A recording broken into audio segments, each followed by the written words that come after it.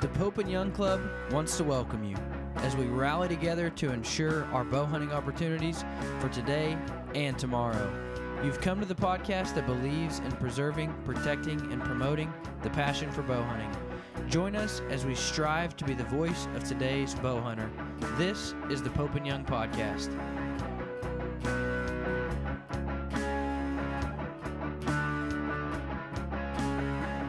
Hello, everybody. Welcome to the Pope and Young Podcast. Jason Roudsville here, joined as always by my co-host Dylan Ray, and we have the one and only Frank Noska. Frank, thanks for joining us, man. I know. How can we not have a soundboard, Dylan? That's our intro for Frank. That's our intro. Okay, all right. You remember that for next time? I sure can, dude. I wrote it down. All right. Frank, welcome, man. Hey, thanks a lot. Appreciate you having me on. Absolutely. We're just visiting just right before I started the show. And it's like, I know you got a lot of folks that follow you on Facebook, but if you weren't such a nice guy, you'd be really easy to hate with all the stuff you're killing out there, man. You're getting it done. So congratulations. One of my favorite people on planet Earth. Like, I can truly say that. First time I ever met him, he walked up just happy as can be, smiling. And like, yeah, we were at a panel, so he'd been measuring all day long. Like, not most easy. Most guys were ready to just kick their heels up, not talk to anybody, and, you know, have a beer. Frank walks up smiling, ready to talk. Like, I'm like, I love this guy. And then I figured out he just kills everything in sight. Loved him even more. Yeah. It's I've met Frank at the Omaha panel. I think we talked on the phone, but the first time we met in person was at the Omaha panel, and you had like 6 or 8 animals invited to panel. Yeah, I don't remember how many it was, but it was like it seemed like a huge number to me.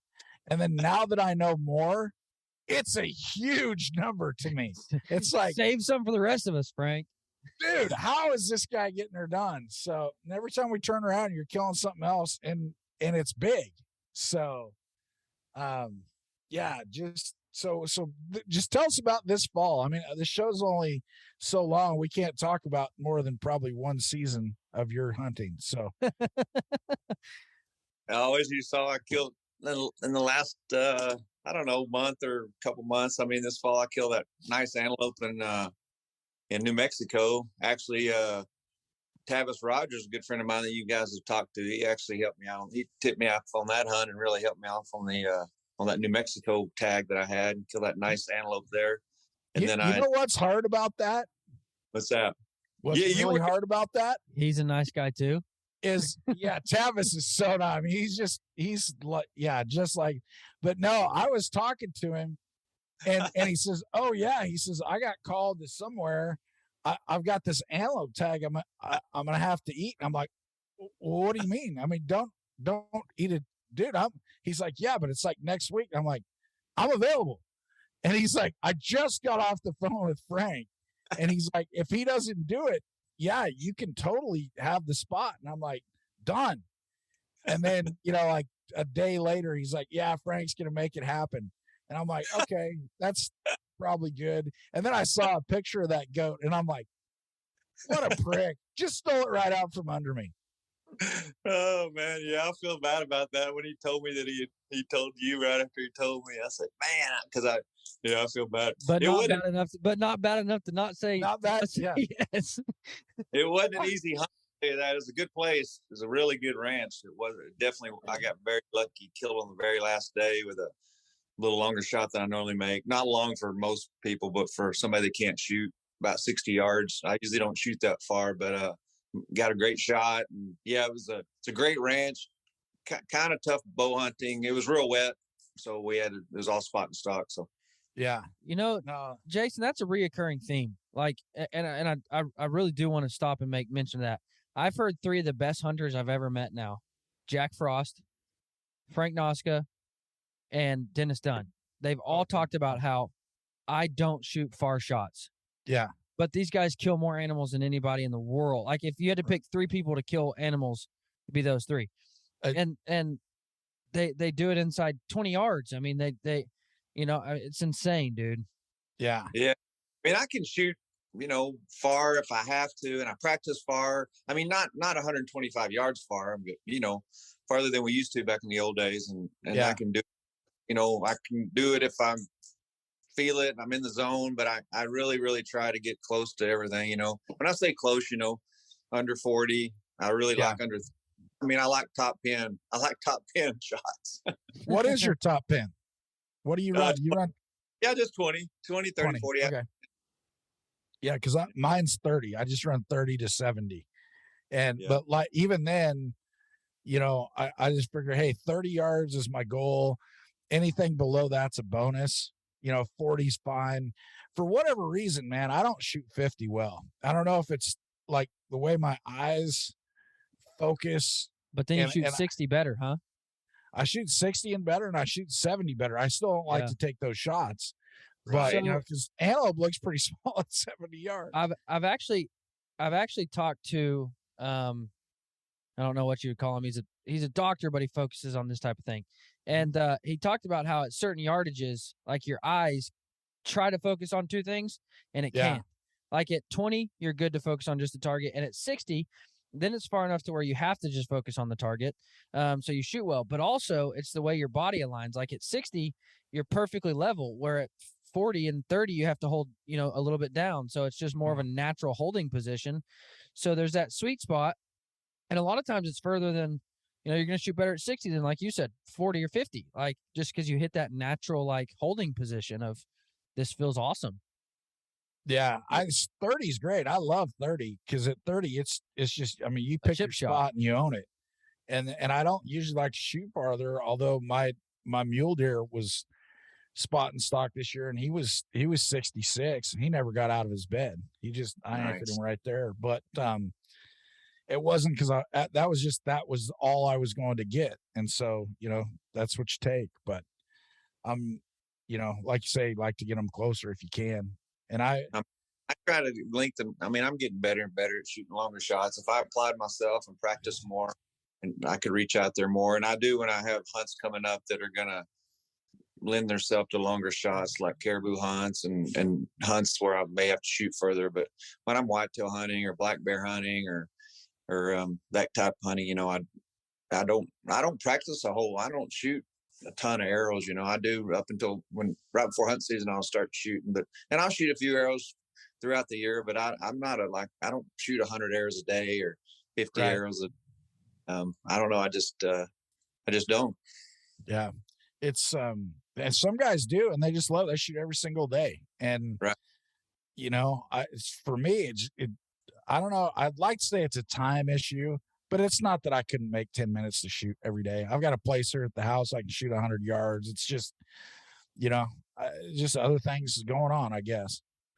Right. And I guess I've hunted so long. I mean, looking back, like the last Pope and Young animals I've entered, I think I'm putting 40 years bow hunting now on the top. You're 40 years because I'm 55, and I think I counted myself a bow hunter when I was 15. I finally said, well, I can call myself a bow hunter. So it's about 40 years, and it just doesn't take me long to get to hitting good, and with our equipment and all the good equipment we have now and bows and everything, I can get dialed in pretty fast. When I say fast, a couple weeks. And even if when I do shoot, I just like to shoot, if I shoot, 6 or 10 arrows, and just real serious shots, and then go about my day. And if you just shoot a couple arrows, I think shooting just 2 or 3 real serious shots and concentrated shots is better than trying to shoot, 50 shots at one time, or in one session. That's you mentioned that, and I liken that because I used to play a little bit of golf, and like when you go to the driving range, you got a whole bucket of balls, and the only ones I remember are the 3 good ones out of that bucket that I hit, and the ones I shank over here and over there, my brain just washes those away, and so all of a sudden you get out and then you're really playing, and it's like, oh, geez, those shanks count now, and so like that, I don't remember who it was, but I heard somebody else say that, and they're like, for practice, right before hunt season, the best thing you can do is grab one arrow, go out and shoot one shot, and then you're done. That's all you get. And that makes sense because then you better make that one count, which is hunting scenario stuff. And usually my first shot's good because you're not tired, you're strong, you're steady, super steady, and my first shot, if I do shoot like that, is usually a pretty good shot. Yeah. Have you now? Are you on yours? Are you using fixed pin or a slider? What kind of sight? I'm still using fixed pins. Okay. Yeah. Still using fixed pin. I'm not. Yeah.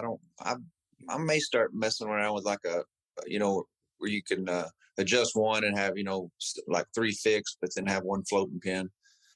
Now, what bow do you shoot right now, Frank? I'm shooting a Matthews. Yeah. Which model? I still shoot. I got a VXR that I like, but I got the V3 too. Gotcha. So. Yeah, I picked up one of those slider sights last year, and it's a 3-pin where all 3 pins are adjustable, and then your slider can be any of the 3. So if you use the bottom one, it gives you a little more range. And I just never. I looked at the directions, and everybody says, "Oh, it's super simple," but it's like 3 pages of directions and a whole bunch of little stickers, and I'm like, might be more complicated than I'm up for today. So I had it with me just in case I wanted to try it. And that one I think goes out to like that 120 range, which I don't know if I could even shoot. I mean, I could shoot 100 yards, but I mean, I'm not going to shoot an apple at 100 yards. And, but I'll tell you what, I was in a tree stand this year and I was sitting on a water tank and I was hunting elk. And I had the cows came in, and I'm like, okay, it's on. There's a beautiful 6x6. This is the bull that I've been looking for.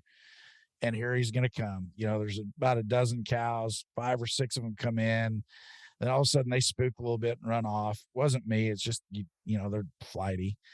And then he's out there running cows about 100, 104 yards. And I'm sitting there and I'm like, man, it's exactly the bull I want. If I had that slider, I'm not so sure I wouldn't have tried, if I felt good about it. But then they had a couple mule deer walk in, and then the other half of those cow elk came right in, and he just never did. He was out there just running around and stayed at 100 yards and saved his life. Yeah, sometimes I wish I was just shooting one pin and moving it, and then a lot of times I like my fixed pins. You can't have best of both worlds. You're shooting longer, definitely nice to just focus on one pin, but there's just pros. It's kind of like the difference between expandable broadheads and fixed blade. Sometimes you want to have one on your string, other times you want to have the other one.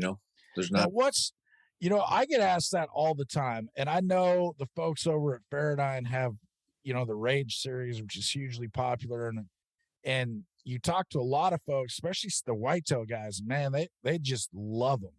What's your take on these? Because people ask me all the time, and I'm just like, man, my personal opinion, I've not tried them. I wouldn't mind trying them, but when I'm out, a lot of times, especially for elk, I don't know if I trust them because elk are just so tough.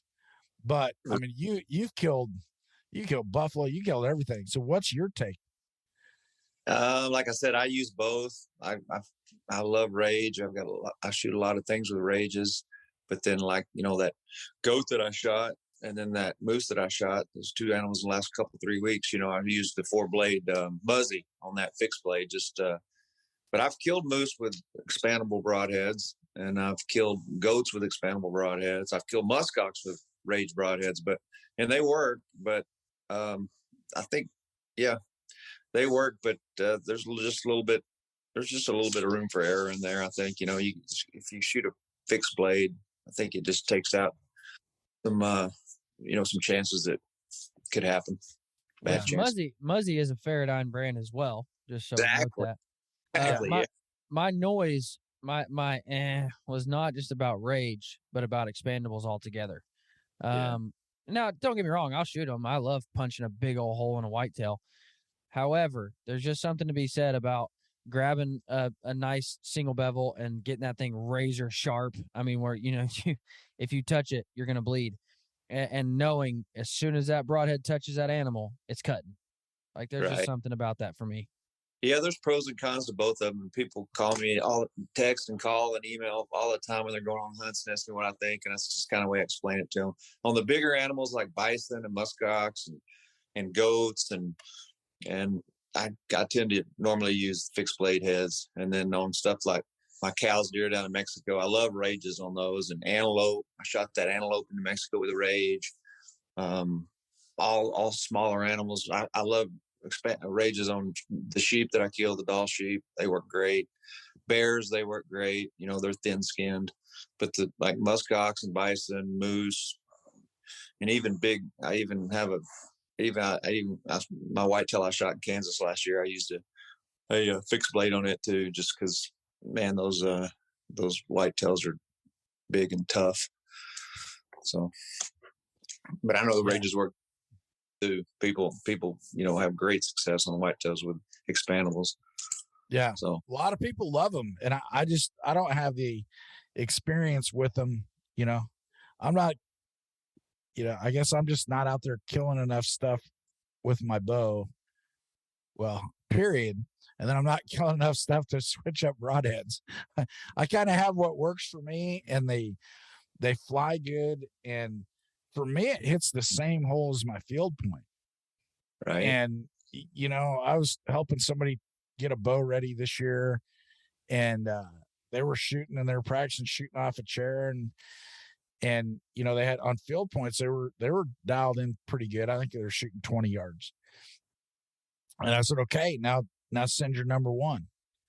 And they're like, what do you mean? I said, send your number one arrow that you'd shoot at an elk. And man, it was like 10 or 12 inches low and left. Yeah. I said, okay, send your number two. And it was same spot. Okay, send your number three. And their top three arrows had a group, but it wasn't where their field points were. Right. And so, all of a sudden I'm like, well, you're not shooting field points the rest of the year. You're now just shooting broadheads, and we're going to dial it in for that. And we did. We dialed it in, and they got on, but that just surprised me because mine are the same. What's your experience with that? Well, I try to tune my bows where they're the same also, try to get the field points to shoot. And that's one advantage of the expandables, they fly way closer, but they fly like field points, pretty much, because that's the advantage of the expandable for longer range shots, and they don't get, the wind's not going to affect it as much, and so that's one of the advantages of the expandables. One of the disadvantages of the expandables is, not that I advocate shooting through any kind of grass or any brush at all. I'd like only to be, you want the arrow to be in the air and then go right into the animal, because it can deflect. Just grass can deflect an arrow, where you're going to miss or wound the animal. But that being said, if there's just like a couple of little pieces of brush right beside an elk or right in front of a moose's vitals or a whitetail or something, you can put a fixed blade head where you want it through just a tiny, I think I've taken that shot lots of times, and I would be scared to shoot an expandable broadhead through any kind of brush or grass, because it's going to get thrown off. The arrow may hit the animal sideways, Yeah. Now, how about the mesh? I do a fair amount of ground blind hunting. And how about the mesh? I'll shoot through the mesh with a fixed blade. I like to have, like, I leave my blinds just completely closed up, maybe one or two windows open and a couple little holes I can just peek out of. But if I know where the direction's going to be, I leave that. I'll take the mesh off of that window. But man, about the last three things I've shot out of a ground blind, they did not read the playbook and came in a different direction. Buttheads. Yeah, it's like they wanted to live. Yeah, I'm shooting through mesh just because, now the game just changed. So what's your experience on that, Frank? Well, I do a ton of ground blind hunting, down in Mexico. I don't know if you've probably read some of that. I spend almost a month, hunting out of ground blinds down there, 25, 30 days in a blind every day. And I don't shoot through, I don't like shooting through mesh. I just, so I just set my blinds up to where, where the water hole is, or the feed is, or the scraper is, and turn the blind to where I have the open window. And then I sit my chair. I don't sit my chair in the middle of the blind. That's another thing about blind hunting. Some people like to sit their chair right in the middle and like to shoot off the chair.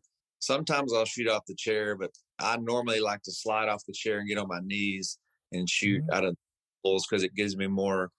I can move around more and way more than when I'm on a chair. If I got to shoot kind of sideways through a shooting hole, Right. And if you got a whitetail or a cow's deer, 15 yards, you can't. I mean, there's zero noise that you can make, so you can't be like moving the chair or trying to get off on the edge of the chair. So normally when I see an animal come in that I want to shoot out of a ground blind, a pop-up tent blind, I just ease off of my chair, and I got blankets or carpet in the blinds, and I just get on my knees and that steady, and I'm not going to make any noise. And then, so I draw my bow completely out of sight of the shooting hole. So it doesn't really matter about the mesh. I just stay all the way in the back and out peak, and I draw, and then I just move into the shooting hole and shoot. Jason, what was that you were telling me you put on the floor of your blinds? I used I years ago, just to make it quiet, more comfortable. When I would drive up to Kansas from Texas, I started grabbing some old blankets out of the garage or some old furniture pads. And I just, get all the leaves and acorns and whatever sticks out from where I sit the blind. And then I just lay out a couple blankets in the blind before I, put a chair in it and all my stuff. And I mean, it makes it so much nicer, because in Mexico, and when you're antelope hunting, it's so hot, you're down in your shorts and you're barefooted, and yeah, it's just so easy to throw an old blanket down there. And then you got your rangefinder, you got your inReach, you got your video camera and everything laid down there, and it's totally clean. It's like being in your house, or you're barefooted. And you don't have that dirt and dust and grass. No dirt. Your lunch is sitting down there, and plus it's quieter, so it makes it way quieter and cleaner. And so I got tons of blankets down there in Mexico that when I put up all my blinds down there, so it's just super clean in there, and clean and quiet.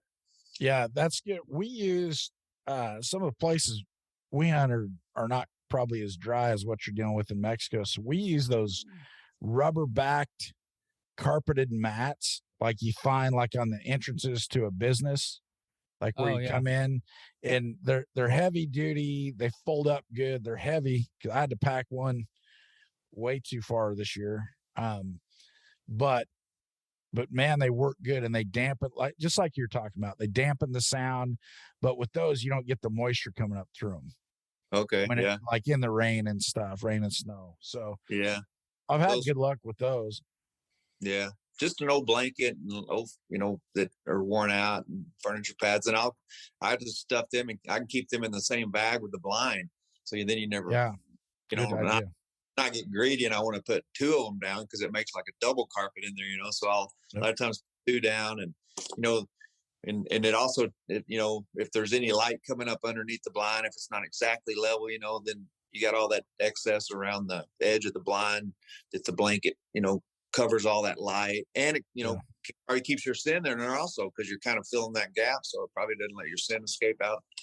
Do you have a blind that you found that you really enjoy shooting a bow out of? I like, man, I've experimented with so many blinds. I really like, the double bull blinds that Primos has. I got probably most of them. They're the heaviest duty, the heaviest canvas. They last the longest. But there are some dang good other blinds out there now, like the Maristep, and I got a few of them that I really like. And there's definitely some other. I hunted out of one that wasn't mine. Actually, I think that guy in New Mexico had one up on a water hole that I tried. I think it was a muddy pop up that was I was pretty impressed with. I'm sitting in it, and I was kind of looking at all the different characters. It was real good put together blind. But I've got a couple of the muddies and some of the baronets. They're big and talls. Right. And they say, oh, you can stand up to shoot. And I'm like, not if you're 6'3", you can't.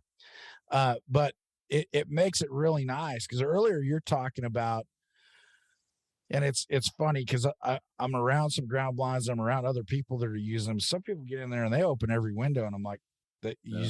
that may Can't work do that. sometimes, but sometimes it's not going to work. I close them up, and I like a big blind. I like a 3-person blind just for me. And I put my chair clear back in the back corner, so I'm shooting straight off my left. I see other people, I try to shoot out of a chair straight on, and I'm like, dude, you can't shoot straight on. It's just not a natural shooting position. And Right. so I get clear back in that corner, tuck my chair as far back as I can, and then I've got the whole rest of that blind. If I have, get down on my knee, take a shot, out the side, out the back, whatever. And that works pretty well for me. And I like to have, like you mentioned earlier, a little more space so that you can almost hide. I don't know what it is, man. But I swear when you make eye contact with an animal, they can sense that.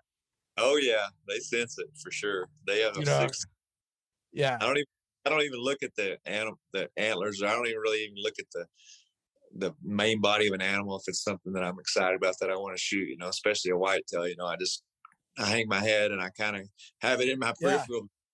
When the shot presents itself, then I just concentrate and pick a spot and try to put the arrow, in the lungs. Because if you stare them down, or it's just like a Yeah. whitetail, and they it's like they can feel it. It's weird.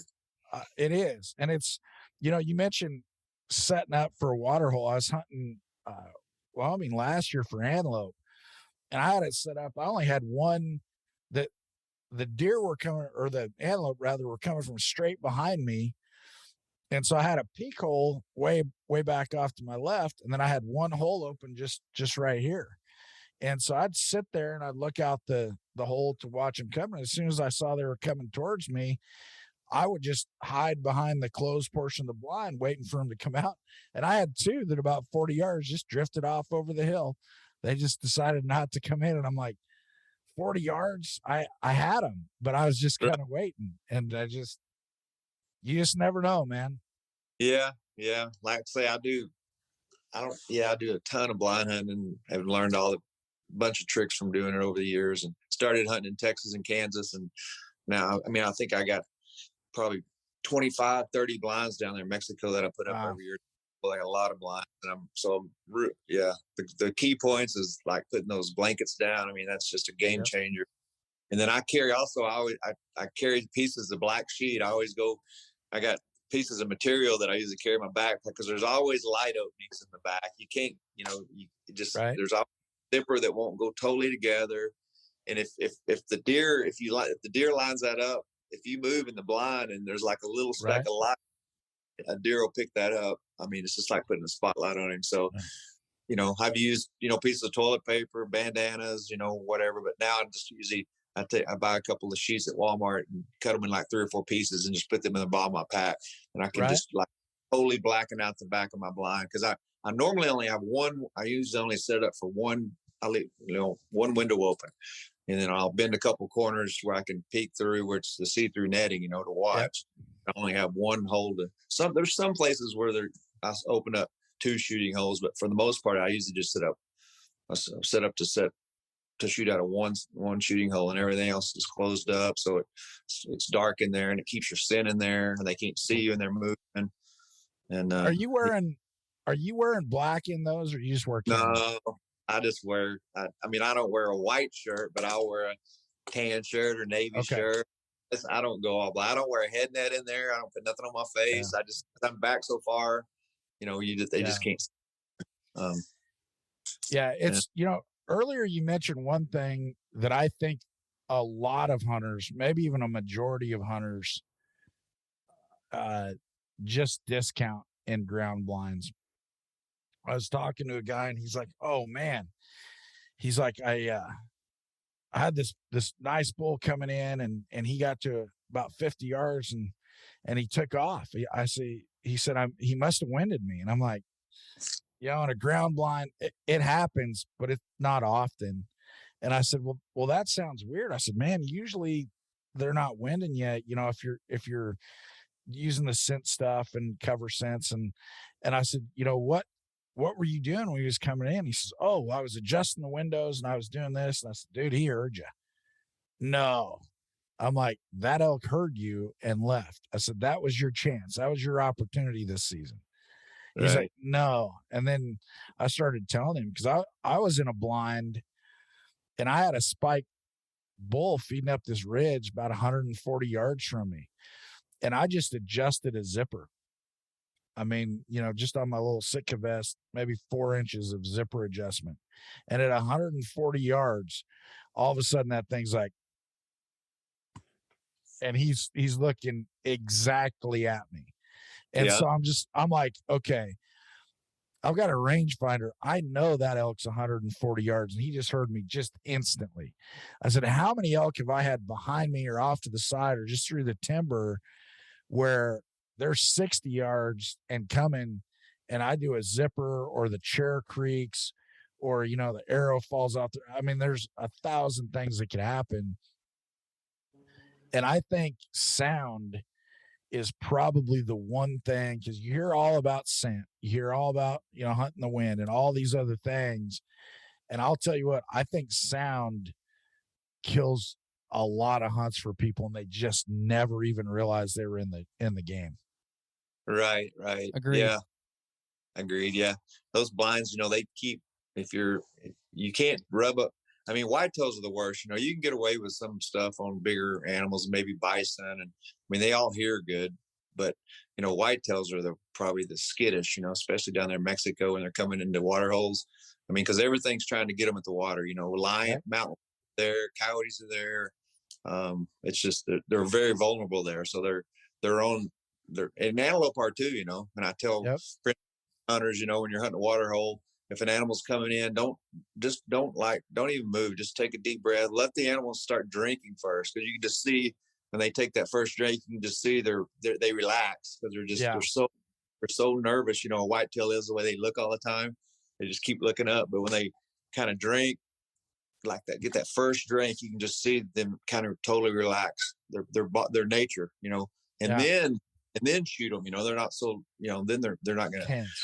They've already relaxed. So yeah, don't start trying to fumble around there and get drawn when they're coming in at 40 or 50 yards.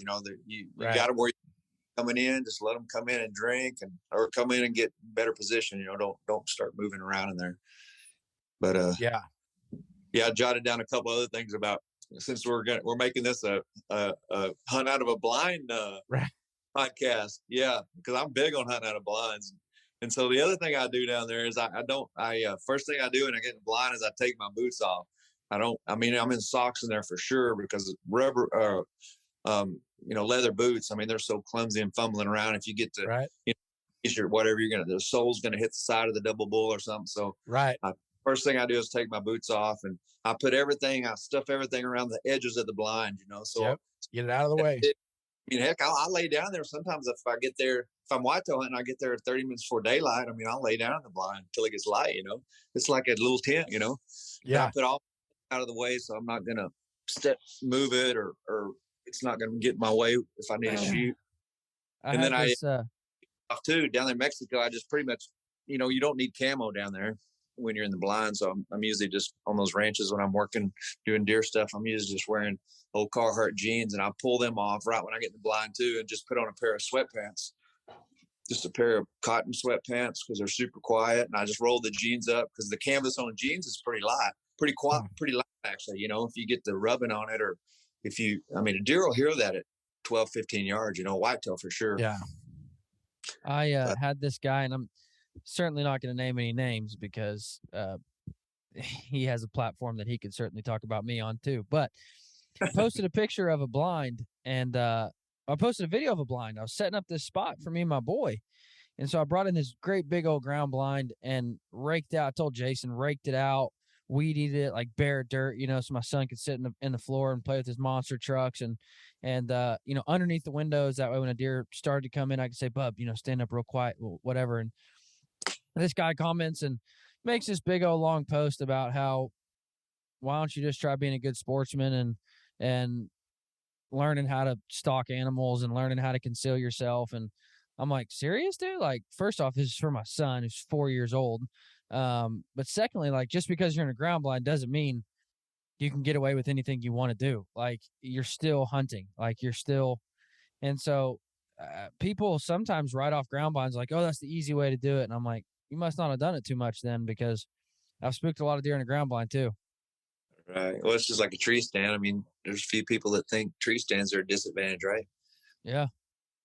I'll tell you what, I was in a tree stand this year, and I was sitting there kind of looking, and all of a sudden it started getting a little bit dark, and the clouds started rolling in. And I'm like, man, I don't want to be in a tree stand. I crawled out of that thing, and I had a ground blind about 30 feet away, so I had the option to. And man, I got in that ground blind, and when that thunderstorm opened up, and it was raining and hailing, and just creating a mess for 45 minutes, I was dang glad I was not in a tree stand. Old Jay don't like heights either. Oh no, he does not like heights at all. But I'm getting better with tree stands, as long as they're not one of those. I'm a ladder stand guy. I'm like a 2-person ladder stand guy. That's my jam. Yeah. Yeah. So I see some of those, and they're like high and small, and I'm like, dude, do you have the box for that? And they're like, no. I'm like, until I see the weight limit on that tree stand, I'm not sitting in it. Yeah. Yeah. So, I don't hunt blinds here in Alaska. I mean, we use them a little sometimes on bear baits and stuff, but I don't use blinds here in Alaska too much. Just mainly down in the lower 48. In places where you can free, and Mexico, they work great. For all the reasons we talked about. Scent and noise and concealment. Everything's perfect. Have you tried this year? I bought some. Actually, I bought one a couple years ago, and it was small. It was a 2-person, which is, if you're hunting with the rifle or shotgun, that's probably fine. But with the bow, you got to have enough room. I think a lot of people underestimate, hey, when you go to draw, you got that arrow sticking out there, 2 feet in front of your bow. You got to have enough room to do all that. And like you say, hopefully not within sight of your target. And so I like a bigger blind, so I didn't use it a lot. But this year I had that one from before, and I bought a couple more of the one-way mesh blinds. Oh yeah. And the first one I bought, it is see-through from the top to the ground, and I don't like it. Scares I'm like, you. dude, move your feet, whatever. These new ones are like only the top half. Like the bottom half is solid, and then the top half is see-through. And in all honesty, I have not formulated an opinion yet. I have a little bit of one starting, but have you tried any of those, Frank? I don't have any of the 50/50s like you're saying. I did get a 3 of the ones that are just totally all see-through, and they were a lot smaller footprint than I thought, and they're not good for bow hunting at all. It'd be great for a rifle hunter. Step them back 100 yards or 150 yards. Rifle, I think they work. And I use those for guys that come down and rifle hunt with me, but bow hunting, they're not big enough. And I feel like you're just sitting out there totally in the open, even though it is a one-way see-through. I don't like being that open, Yeah. I had an antelope hunt, and I set up, cause you can set them out 10 days before the season starts. So I zoomed up, and it was on public property. And so I actually set up the smaller see-through blind, because I'm like, yeah, there's probably a 50-50 chance somebody, steals it or vandalizes it. And I'm like, if that one goes, I'm okay. And opening morning, I'm sitting there, and the blind was where it kind of had to be based on their approach. And so first part in the morning, I was looking right into the sun. And when those goats were approaching, man, I felt like I was, buck naked with somebody shining a spotlight on me in that thing. It was not, I was afraid to move. I mean, they sent you in there at all? I don't know. I mean, some of them still came to the water, and you know how antelope are. They're just like skittish anyway around water. But I mean, some of them would come in, but man, I just didn't like it. And so the next morning I got in there an hour early. I pulled that blind down and put one of the bigger ones up. And one thing that surprised me about those ground blinds is, I mean, I'm in the middle of the high desert in Eastern Oregon. There's not a tree or anything green within 7 or 8 miles. And I put this big green and brown thing up there with big old maple leaves on it. They didn't even care. I mean, it was, the other one was more sagebrush colored, so it blended in a lot better, but it just didn't, the color doesn't seem to matter. No, I tell people I think it could be hunter orange and it wouldn't matter. I think it could be, I mean, they're just not going to see the movement. It's just going to be like a blob, like a piece of equipment, like a farm implement or something. I think the key is time. Like I go down to Mexico, I put my blinds up and I do brush them in somewhat, but nothing like I used to do in Texas. But they're down there like a month before I hunt out of them. So, I mean, time sitting there, the animals get used to them. They just like a barn or a building or a tractor. It's there forever, and the deer and animals end up bedding underneath it, after a while, because that never harm them. So I'll tell you the hardest thing I've found is finding a ground blind to shoot a recurve out of. I got that was on my list. I was going to bring up. Yeah, I got like Nathan Anderson's going to come hunting with this year, and I did order some bigger blinds for the traditional guys, and I try to set them up. Which ones did you go with? I was trying to think of which ones they are. I can't even remember off the top of my head because I was asking Tavis about it, and I was asking Nathan about it. Some of the ones that Nathan has, you can't even buy anymore. But I did get some that are definitely taller for the longbow guys, because it is a challenge for those guys to shoot out of. Can you see my screen? It just blanked out. Can you see me? Oh yeah, you changed it for me. Okay. So these blinds here, me and Jason checked these out at ATA. Best thing I've ever found to shoot a recurve out of. That, and they're cool to transport. Like, you just pull them wherever you want, and the wheels pop up, and you're good to go. Obviously, a lot more than a regular ground blind, but they have it's over 6 feet tall, so I can shoot my recurve out of it super comfortable. But they have the long windows, so you can shoot. I really, really enjoy shooting my recurve out of this one. However, again, it's a whole lot more than that's why I was asking you if you found a really good just pop up to shoot out of, because obviously I can't afford 5 of these for different places, so really looking for a good alternative to that. I like that. I'll look it up and let you know, Dylan, because I do have like half dozen down there for the guys, and I can't remember which brand they were, but they're definitely bigger than the standard double bull. Yeah, those Baronet tall ones, big and tall blinds. Big and tall. It's not just for jeans anymore.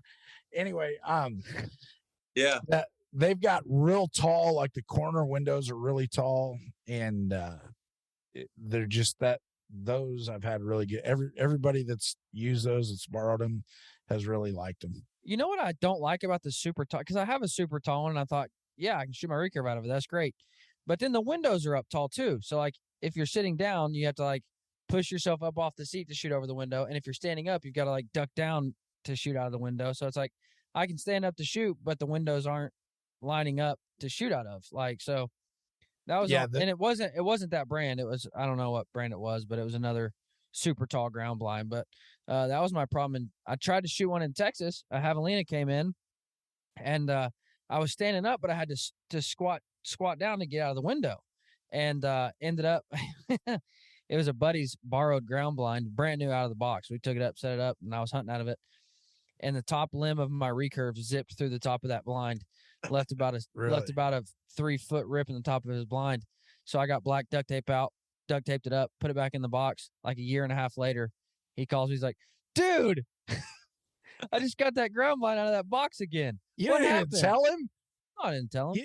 What are you, crazy? Dylan, what is our magazine? Ethic. It's the Ethic. Remember.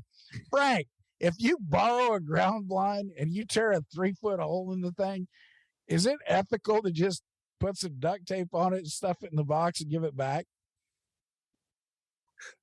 He's not answering. I like it. Thanks, He's Frank. not answering because he knows the answer and he just doesn't want to call you out right now. I'll call you out. Oh yeah, no, it's not.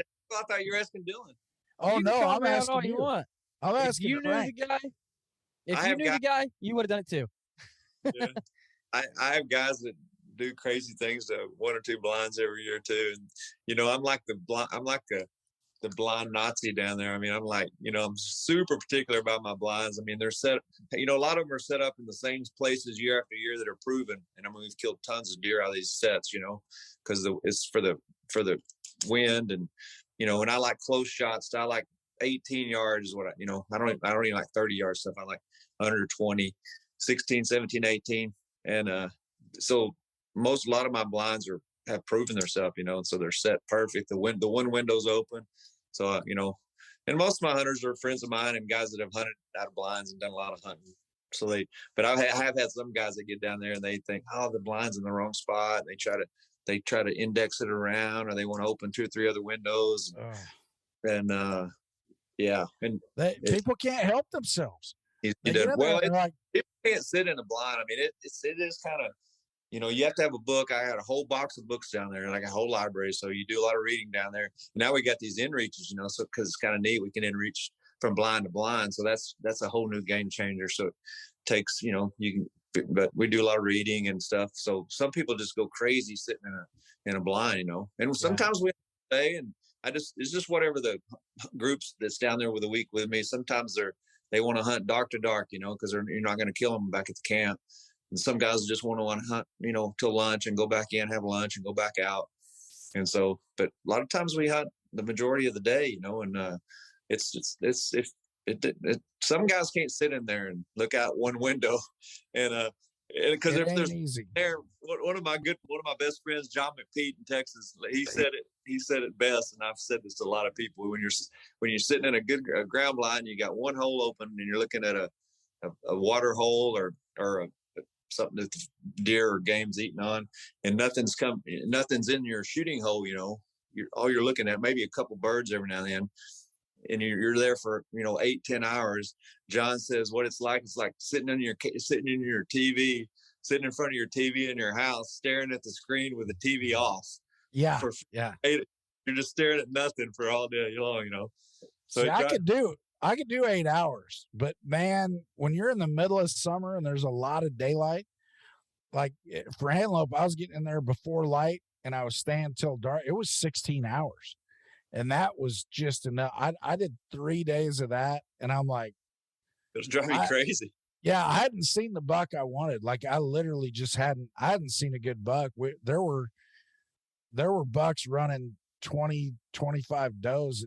Their horns weren't as long as their ears. I mean, it was a third season, 2 rifle hunts, I think, just wiped everything out. And so originally I was going to wait and hope because it's a good migration area. I'm like, okay, some big bucks will move through. And after day 3, I'm like, no. I'm like, the buck I'm seeing every day is the biggest one I saw in the unit that year, this year. I was like, he comes in and it's over. And sure enough, he came in and he stayed. But holy smokes, man, that's a long time. I can do 8 or 10, but 16's it's too much. You got to have the blinds in the right spot. That's the other thing. I mean, so I put them in, it's another thing I tell people down there. I mean, there's so few spots that are primo spots, even on a big ranch. It can be a 10,000 acre ranch. There may not be but 4 or 5 spots on the whole place that are really good bow hunting, because you don't want a lot of water around because it spreads the animals around. So you want just like one water hole, real remote water hole. And I like a small water hole because I don't like hunting a lake, where you can see 100 yards on the other side, because it doesn't do you no good. It spreads the animals out. I mean, I like to hunt a water hole, people that are about as big as a hood of a truck, about as big. Yeah. I had one this year that I was so excited about. I went in, 2 months before the season or whatever, and I GPSed every water hole that was there. And there was actually a lot more water in the desert than I was expecting. And so I GPSed a bunch of stuff, and I bought a whole mess of cameras and put them out. I had a few of those cell cameras that I got to work in, because there's just not good service over there, but a few of them would just pick it up. And so I'm going, and I had one that was, like you say, it was small. It wasn't that small, but it was probably the size of like 2 or 3 vehicles. Okay. and it was fairly deep. And I'm like, dude, this is it. It was right next to about a 3.5 foot rock ledge. So the blind just kind of disappeared. I'm like, okay, this is exactly it. I'm gonna have a 20-yard shot across the water is only gonna be like under 25 yards. Everything's perfect, and you could see like a lot of area, so Right. you could, I've got some big 18 power binos on a tripod and a spotting scope. So I'm like, man, I'm gonna be able to see everything. And I got in there, and all of a sudden, and it was a mile hike in. So that one was kind of a hassle because, especially when you're going in so early in rattlesnake country, that's a little bit weird. But so 10 days before the hunt, I carried a blind, I carried the carpets, I carried one of the great big chairs, the big heavy black chairs, got it all in there, set it up, or I was setting it up, and I realized that even though I checked the week before, there were no stakes in the bag. And I know for 100% certain there were stakes in the bag like 7 days before this. So I had to walk a mile back to my four-wheeler to pull stakes out of another blind that I had stacked on my four-wheeler, walk a mile back into the blind, which I did, got the blind set up, looked amazing. You got a Baku, bro. Yeah, you can't. This was a quad territory. It was a little bit rough for the bike. I love my Baku, but this was rocky, nasty crap. Dang it. And so anyway, That's when you tie your out. two Bakus together, so you've got a quad.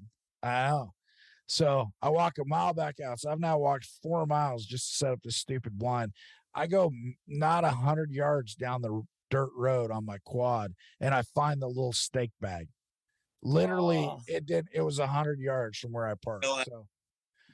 So I found it, but I was so excited about this spot, and I'm watching on the camera for a month and a half, lot of traffic, and about 4 days before the opener, the water level just goes down, and I'm like, and I'd had another camera that I'd put up, and it went dry. And then it must have rained because it filled back up a little bit. And so I knew I wasn't going to hunt there, but I was really excited about this spot and literally put the blind out. Didn't have any idea it was going to be dry. And then 4 days before, all of a sudden that water just starts dropping. And sure enough, like 2 days into the season, it was dry. So I went with this other place. And so I hiked in all those times to set it up, and then I had to hike back in just to pull all that stuff out. And so it was a beautiful spot. If I ever get another tag there, I think 12 more years, I'm gonna try that one out because it was gorgeous. And while I was in there, you could see, I'm literally tearing down, I could see like 4 or 5 herds of antelope out in the distance. But yeah, that's one thing about hunting antelope out of blinds is you can, even though you don't have one in bow range, you can see them, half a mile away with your binos. It's kind of exciting. You watch them go across the hills and stuff throughout the day, right? As they move around, and some come in, some don't. So you're not, whereas if you're hunting whitetails or cow's deer and you're stuck up in a bush and you can't see but 18 yards in one direction, then it's like sitting watching the TV with it turned off. Yeah. Which I try not to do if I can help it. Frank, I got a question on water holes for you. Okay. Have you ever found any success, like in water holes for whitetails, like in the Midwest? I've never shot a deer off. I've never hunted water for whitetails in the Midwest because there's always too much water around and Not everywhere. this year. Not this year. It's dry in Kansas. Well, I tried to. The reason I asked, I found a guy, Whitetail Habitat Solutions. I don't know the guy at all, but he's a big proponent of putting in water holes for whitetails. And I've never tackled it, but I thought, man, if a guy would have got ahead of it this year, really probably could have helped you a ton, dude. Yeah, if there wasn't a lot of, if you don't have any kind of creek holding water, if it's I watched some of those hunting videos and stuff where they shoot them off of water, in the Midwest. I have a buddy of mine who guides for blacktails. He specializes in muzzleloader hunts down out of Medford, actually not far from where I think you were when we were talking. Yeah. And anyway, I was talking to him about, baiting deer and setting up bait stations and different things so you can see what's used in an area. And I wasn't hunting it, but I just had a station out just to see what was in the area. And so I thought I was going all out because I had a corn feeder and like 2 different salt blocks. I was throwing some apples up there every once in a while, and I'd put a flake of alfalfa, when I went down. So I'm like, dude, I'm giving them everything they could possibly want. And he says, oh, what else are you putting out? And I'm like, what do you mean? I'm doing all this. And he says, well, did you put water out for them? I'm like, no, man. He says, I said, I got water, within 200-300 yards. And he says, do you want them to leave your spot to go to water, or do you want them to just stay there? I'm like, man, I'd never thought of that. And so even in Western Oregon where it's wet, water was still something that he recommended putting in. And he's got a few places he's carrying water in. So that's how much he believes in it. And then he was using all kinds of, he's like, I like to have 3 or 4 salt, different kinds of minerals. And then, this cob and he said one of the things that his deer love are bread. He'll take just loaves of whole wheat bread. And he says, man, there's sometimes you're unwrapping the packages on that bread and they'll start coming to you. I'm like, you've got to be. I've heard about that in Texas when the feeders go off, all of a sudden everything comes out of the woodwork. But I had no idea that could happen with a loaf of bread. So one time I was hunting my grandparents' farm, and he would always go out in the pasture and hit golf balls. And like when he would hit golf balls, he would just dump corn out and then start hitting golf balls. Well, after years of doing this, he dumped the corn, started hitting balls, and the deer were just feeding all around him. Like they just got used to him. And so one night I was like, Pawpaw, just take me out there with you to hit golf balls. Like you hit, dump the corn, hit, and I'll just sit in the golf cart and shoot them when they come out. And he's like, they won't. And I'm like, what do you mean? He's like, if there's anybody with me, they won't. Like they've learned, like they're used to me. And I'm like, okay, Pawpaw, whatever. So I was hunting this place, and I couldn't get deer within range of my blind. And so I'm like, Pawpaw, I've snuck in here. They don't know I'm here. Drive out here, dump your corn, start hitting balls. And sure enough, he did. And those deer came right out, and I shot one. Yeah. That's a good story. I was like 13, but still, it worked. Yeah. Something else about blinds, a couple things I jotted down. We're talking about blinds. Is, I want to get out before I forget. Is like when I'm hunting water down there in Mexico. I mean, I'm trying to hunt water where there's no other water, right? I mean, it's just tracked up. There's tons of deer coming. It's a super exciting place to. I love setting blinds at places like that, because you're going to have action. And but I have guys ask me about calling, and it made me think of something Duke said, because I think he spooked a big bull when he was hunting a blind there in Oregon for elk because he had that decoy up. I tell guys, don't be rattling and using a grunt call or a bleat or not. I said, the deer are coming. They've been coming for years. They're coming to the water. That you don't have to try to decoy them in. They're, anything that you do, if you're blowing a call out of the blind, I mean, then you're going to draw attention to yourself. So, the people just can't stand it. They want to call or use a grunt call or rattle or, the deer, they have to come drink. They're coming to the water. So if you put a decoy out there, that's what I told Duke. I said, I learned that a long time ago. You don't want to put a decoy by a wallow or a water hole because they're coming anyway, right? That because he was talking, he says, gosh, I sure wish I had a decoy. I'd like to try that. And I said, hey, I got one. You can use it. And so he tried it. And then that night he said, it spooked the elk. And I was in that same blind like 2 weeks later. And at 450 yards, I actually had a bull bugling at me from the top of this ridge. And if I'd had a decoy, I mean, I'm out in the middle of the sagebrush in a ground blind. He wasn't, you call all you want. He didn't come in there because there's no elk. If I'd had a decoy out there, I don't know that he'd have come that far, but I'll tell you what, there might have been a chance. Yeah, that might have worked. But I mean, I'm talking about like putting a decoy like right by a water hole that's been there, or because it's just like popping a blind up around a spot like that and jumping in it the day you put it up. I mean, they're definitely gonna spook them around it, because that's their living room. They know every piece of every brush, every stick on the ground. Yeah. So you can't change anything around there, without So giving time for it to work. so you don't wear your decoy hats when you're in a in a No, blind, huh? don't wear the decoy hats in the blind. That's I got you brought up Duke, man. I had a fun time visiting with him. He that was a what a neat guy. He's just Yeah, he's a super nice guy. a lot of energy. So Yeah, I think he was pretty excited at the end of his deal. He shot his first elk with a bow. right. So that Oh, was yeah. good. He told me all about it. We talked a long time on the phone the other day. Yeah, I'll tell you what, I wish you'd have shot it anywhere else or a little bit lower or something, because we didn't have blood for the last 800 yards. And that was I didn't think we were ever going to find that out.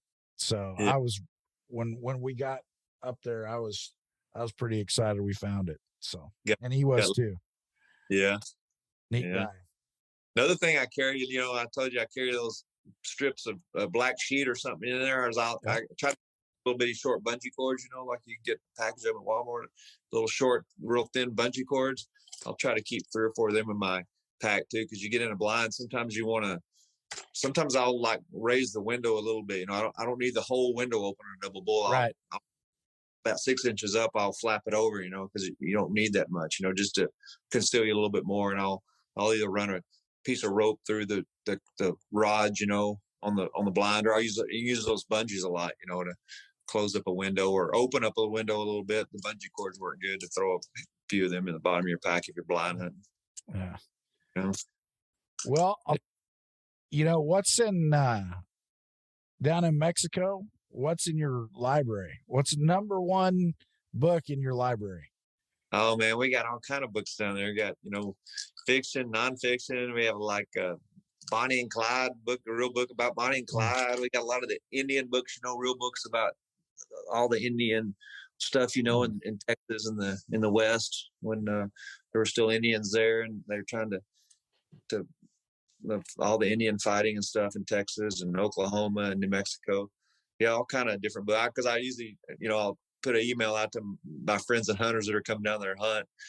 Hey, throw a couple books in, bring a few books, But the books, you're not taking them back. You're bringing them to leave, So yeah, that's how I've gotten books, and some guys forget to bring them, but hell, some guys will bring like half a dozen, That's cool. I think we're at our camp. I think it's got to be Louis L'Amour is number one, and then Zane Grey is probably a close number 2, and yeah, and then I think every single thing else would be a distant third. Yeah. So you got to have a book though. You're gonna be blind hunting that many hours for sure. You'd go crazy in there, wouldn't you? yeah. Otherwise, you start snoring and then it's all over. Yeah. Heck, I've written some magazines in there. Sometimes I'll write articles in there for magazines. When I'm sitting there, Nice. Pass the time. Yeah. Well, Frank, what's the next biggest thing you've got coming up? What's the one you're excited about? Well, I've been off like almost a week here, and I was gonna try to go hunt in Kodiak. It's a 2-goat limit for residents. Well, even for non-residents, I think kill 2 goats in Kodiak. So wow. I was gonna try and hunt another mountain goat or a Sitka blacktail, but the weather's been real bad over this week, so I just couldn't really get over there with the plane. And then the weather's nice here at the house, but then around where I wanted to hunt, I thought about going brown bear hunting, but the weather where I wanted to go do that was bad, so I hadn't been able. I've just been here getting ready for winter, putting stuff up and putting lawn furniture up and stuff for the winter here in Alaska. My next hunt will be whitetails, I guess. Now it looks like just I'm going to do a little whitetail 3 or 4 day hunt in West Texas, a little quick hunt, and then I'll do some hunting in Kansas first part of November. Nice. Now, what have you been watching? Chuck, do you follow Chuck or talk to Chuck Adams much? Yeah. I know you guys are connected, but yeah. What's when you got folks from the lower 8, or lower 48, Wyoming and these places coming up to your backyard, shooting these potential world record blacktails, what's running through your mind there? Yeah, a couple of my friends are always teasing me. The last couple of years, it's been the same thing. Chuck's been up here in Kodiak hunting Sitkas, and I've been down in Wyoming hunting antelope at the same time. They're like, hell, you're in Wyoming hunting antelope, and Chuck's up in Alaska, Sitka. So I don't know. I don't hunt those. I just hadn't. I'm always hunting other stuff in August. Chuck likes to hunt those Sitkas, real early in August and velvet. I like to hunt them the first week in November. When I hunt them, that's when they're rutting real good. It's a whole different kind of hunt, and they can be decoyed in. I've learned, like Bob and me and I do, with full decoys and hats and all kind of stuff. They're very vulnerable to calling in the November. So very cool. So awesome. Well, how many are you gonna have at panel this year or next year? I don't know. I'll just wait for the envelopes, I guess. Hope to have a couple. I've had them for the last several banquets. I can't remember. Jack Frost had a big streak going. He told me one year, I forgot how many panels or how many conventions he had at least one animal invited. And it's been a lot of year. I have to look back and see. I've had couple 3, 4, 5 invited for the last 6. So that's good. Well, hey, congratulations. I'm glad you're able to get, capitalize on my antelope hunt this year. Yeah. I say that like I'd have gotten the same antelope. No, man, I'm no Frank Noska, but you might have. Tough. I'm telling you, it was tough. I'll chase him a bit. Well, hey, congratulations. I know you've had a heck of a fall, and I can't wait to see you at panel and again at convention. Man, it is shaping up. We had Omaha was great with Don Jr. there, and then Virginia got shut down just a couple weeks out, and then Reno was a bounce back, went really good, but it's still people weren't back. And I'll tell you what, now, oh my gosh, there's so much excitement. People are excited about it. We're excited about it, and it's going to be one heck of a show. Oh, I'm looking forward. So we'll see you there. Appreciate you jumping on here. You're not forgetting your Frank. last question, are you? Well, we've asked Frank the question. It doesn't matter. He's got to come up with a new one. He's got to come up with a new one? Yeah. Well, Dylan, I've already asked him, so you have to ask him. So when you're in a ground blind, since that's been the topic of this episode, when you're in a ground blind, what's one non-traditional hunting item that you always have with you? Non-traditional hunting item. Well, I always like something to read now. I always have a pee bottle. You got to have a pee bottle. You can't get out of the blind to go pee or whatever. What's non-traditional? I mean, that's true. That's 100% true, but I don't know that that's the one we want to throw on the list. I don't think so. Although, you know what? It's memorable, and every week when we bring it up, we can credit Frank with the pee bottle. Yeah, man. A whole bunch of them down there I keep for my hunters, because I tell them to bring them. I mean, if you don't have one and go in the blind, I mean, your chance of success is diminished for sure. I tell those guys, don't come out of the blind. And I also tell them, I said, you can shoot a coyote every day down there, but I don't shoot them because, you don't know what's behind the blind. There could be a Boone and Crockett cow's deer, 15 yards behind, coming in. And if you're shooting bobcats and coyotes and quail and ducks and everything off the water, and you're getting out of your blind all the time, then you're messing up your hunting area, That's pee bottle and books. That's Frank. Pee bottle, books, and now the inReach and lunch and what else do I got in there? Yeah, well, like I say, I always have the blankets in the blind, and I always pull my boots off. That's just the way I hunt. We never got talking about chairs. We'll have to talk about that later. But I'm real particular about chairs because they can't make any noise and they're comfortable. Which one do you use? Well, Woodsy 2, which they were at one of our banquets, one of our Pope and Young banquets, even before they were had a spot in our outfitter area, right? And, they started in Texas. Woodsy 2. They make those game tamer blinds, those chain up tree stands, and they make a nice seat with a plastic seat that goes on. It's just like a pedestal, like a bass boat seat, and they're super durable and tough, and they're totally quiet. So I've been using those in all my ground blinds for years and years. Nice. We'll have to So, see, Dylan. We'll have to see if we can get them to Reno. I'm trying to Google them. Yeah. Woodsy too. It's kind of a small operator. I think they're still like in the Fort Worth area in Texas. Woodsy too. Game Tamers is another one that used to be called, and then I think Woodsy too bought Game Tamers and changed the name. Woodsy too. It's it's hard to find a good chair because even the ones that you buy and they don't squeak, all of a sudden you get a little dust in them. And I sat down in one this year and it was a good, like high quality chair, but it just had a couple of squeaks. I got my little sage oil out. I turned that thing over. I'm squirting sage oil all over this thing just to see if you can kind of eliminate it. And that worked for most of it.